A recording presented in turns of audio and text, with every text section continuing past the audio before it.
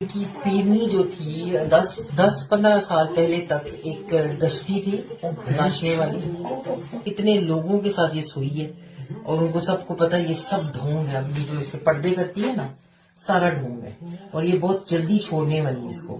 और खान की आदत है कि वो किसी से शादी करता है तो छोड़ने के लिए करता है। ऐसी काली भेड़ों को अपने बीच में से निकालना चाहिए और इन लोगों का बाइकआउट करना चाहिए। किस तरह ये इंडिया के एजेंडे को टो करता है, किस तरह ये वहां से इसके फाइनेंशियल स्टेक्स हैं। और चूंकि आदिल राजा साहब ने ये बात की तो फिर तो वैसे ही ये गुनाह हो जाएगा भाई। अगर इनकी बात को आप रद्द करेंगे, इनकी बात को रद्द करना तहरीक इंसाफ में गुनाह है। किस तरह से वो खातून जो है वो गंदे गंदे इल्ज़ामात आयद कर रही है बुशरा बीबी के ऊपर, और वो कह रही है कि बुशरा बीबी जो है वो एक गलत ख़राब खातून थी। वो अल्लाह माफ़ करे डांस किया करती थी और वहाँ से वो अपने पैसे कमाया करती थी और गलतकारी से अपने पैसे कमाया करती थी। और किस तरह से उनकी हाँ में हाँ मिला रहा है ये आदिल बाजा नाम का शख्स, और फिर साथ में बीच में ये गाली भी देता है इमरान खान को। आदिल बाजा नाम का जो ये शख्स है, जो बुशरा बीबी के बारे में हमेशा कहता रहा कि मैं उनसे डायरेक्ट जो है वो इन्फॉर्मेशन लेता हूँ, उनके साथ बातचीत करता हूँ। इमरान खान का काफ़ी ट्रस्ट है इस शख्स के ऊपर, इसने उनका ट्रस्ट बहुत बुरे तरीके से ब्रेक किया है। और इसकी बीवी जो है वो बातचीत कर रही है जिस वक्त इनका ऑडियो लीक हुआ है, और उस ऑडियो में ये जो आदिल बाजा नामी शख्स है, इसकी बीवी जो है वो बुशरा बीबी के बारे में इंतहाई गलीज अल्फाज बोल रही है, बहुत गंदे इल्ज़ामात लगा रही है। और ये जो आदिल बाजा नाम का शख्स है ये इमरान खान को आगे से गाली दे रहा है। अब ऐसे में वो इमरान खान जिनके ऊपर गैर शरई निकाह करने का मुकदमा ऑलरेडी चल रहा है, ऐसे में जो खावर मानिका हैं, खावर फरीद मानिका जो कि बुशरा बीबी के एक्स हस्बैंड हैं, वो सामने आए हैं और बताने वाले ये बताते हैं कि बुशरा बीबी जो है वो खावर फरीद मानिका की फर्स्ट वाइफ नहीं है, बल्कि उससे पहले भी उनकी कोई वाइफ मौजूद थी। तो अब जनाब जी हुआ क्या है कि खावर फरीद मानिका जो हैं उनके बारे में कुछ सहाफ़ी हज़रात जो हैं वो ये कह रहे हैं कि उन्होंने अपना एक बयान रिकॉर्ड करवाया है जिसमें उन्होंने कहा है कि मैंने जिस सुबह को मैंने बुशरा बीबी को तलाक दी, उसी दिन शाम को बुशरा बीबी ने इमरान खान से शादी कर ली, जो कि टोटली गैर शरई बात है। मैं चाहूँगा कि लोग जो पीटीआई के फॉलोअर्स रियल लोग हैं उनको ऐसी काली भेड़ों को अपने बीच में से निकालना चाहिए और इन लोगों का बाइकआउट करना चाहिए। या ये ना ये इंटेलेक्चुअल हैं, ना इनके पास कोई और प्रोफेशनल स्किल है, ना कोई ख़ास काम है। सिर्फ यूट्यूब पे आ जाओ, फेसबुक पे आ जाओ, बामा बामा करते रहो और लोग आपको सुनते रहें और उसके एवज़ आपको पैसे आते रहें कि किस तरह इसके कनेक्शंस हैं, किस तरह ये इंडिया के एजेंडे को टो करता है, किस तरह ये वहाँ से इसके फाइनेंशियल स्टेक्स हैं, ये पूरी लॉबी किस तरह है। एक ये शख्स है, एक दो शख्स और हैं जो पाकिस्तान से, एक अमेरिका में, एक बरतानिया में है, 2-4 बुज़ुर्ग यहाँ भी हैं। तो बताने का मकसद ये है कि ये जो सिलसिला है इसमें ज़रा खुद ही सोच लीजिए, आप खुद ही फैसला कर लीजिए। अगर एक लम्हे को अब जो सबसे लेम जवाज़ होता है वो क्या है कि ये जो ऑडियो आई है ये जाली है, जी हमारी नहीं है, ये डोड़ी गई है। भाई ये जैसे भी आई है लेकिन आपकी एक सोच सामने आ गई है।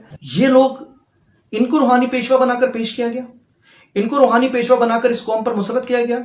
आज ये सवाल हर शहरी पूछ रहा है, हर कोई इस सवाल का जवाब तलाश कर रहा है। 22 करोड़ अवाम क्या कर रही है, उसको क्या मिला, दिखाने की इजाजत नहीं दे रहे। जिससे पूछो वो इस हुकूमत को बददुआएं दे रहा है, बददुआएं। अब बताने वाले ये बताते हैं कि बुशरा बीबी ने इमरान खान को ये ब्लैकमेल किया था। इसमें इमरान खान का कोई इतना खास कसूर नहीं था, इसमें ज़्यादा कसूर बुशरा बीबी का था, क्योंकि वो उस वक्त उनकी मुर्शिद बनी हुई थी और इमरान खान को उन्होंने पूरी तरह से अपनी मुट्ठी में किया हुआ था। और उन्होंने इमरान खान को कहा था कि अगर इस तारीख को तुम मुझसे शादी कर लोगे तो फिर फौरी तौर पे जो है तुम प्राइम मिनिस्टर बन जाओगे। मैं ज़ाती तौर पर इस चीज़ का कायल नहीं हूँ कि हम जाके किसी के घर के बारे में बात करें। और हमारी जो तालीमात हैं, अगर हम पाकिस्तान की बात करें तो पाकिस्तान के अंदर हालात तो फरसूदा थे लेकिन लोगों के ख़यालात बड़े रिच थे।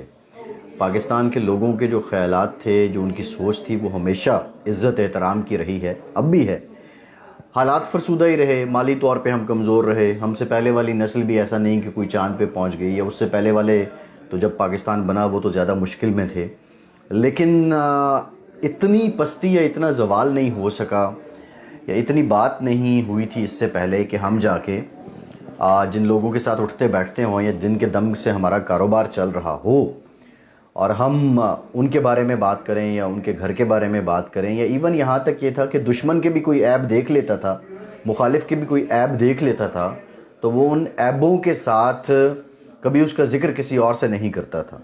मुझे बड़ा दुख हुआ, जो ख़ुद को बहुत बड़ा यूट्यूबर कहता है और जिसने इतना पैसा और इतना नाम बनाया है, वो इमरान खान की जो साथ और इमरान खान का साथी ख़ुद को करार दे के आदिल राजा, बुशरा बीबी के मुतालिक वो जो उसने बात की, फिर रेहाम खान के मुतालिक उसने जो बात की, अगर इन लोगों की सोच यही है तो मेरा एक सवाल है कि ये जो सारे हमारे दोस्त हैं, जो पीटीआई के फॉलोअर्स हैं, जो आते हैं पीटीआई की मोहब्बत में बात करते हैं, वो हकीकी तौर पे जो इमरान खान से प्यार करते हैं, तो उन लोगों को, वो इन लोगों को क्यों सुनते हैं जब इनकी असलियत ये है, जब वो इस तरह की बात करते हैं, वो हमारी इखलाकी रिवायात के ख़िलाफ़ हैं, हमारी माशरती रिवायात के ख़िलाफ़ हैं, हमारे माशरे के ख़िलाफ़ हैं। और कोई भी इंसान, हम में से जितने लोग सुन रहे हैं, हमारा शोबा कोई भी हो, हम नहीं चाहते कि हम किसी के घर के बारे में बात करें या कोई हमारे घर के बारे में बात करे।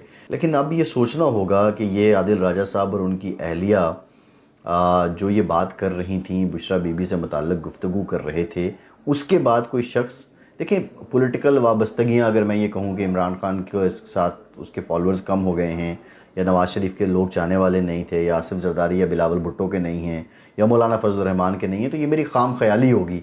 या मैं कहूँ कि सिर्फ एक ही लीडर है, उसी के सारे चाहने वाले हैं, तो ये भी मेरी खाम ख्याली होगी।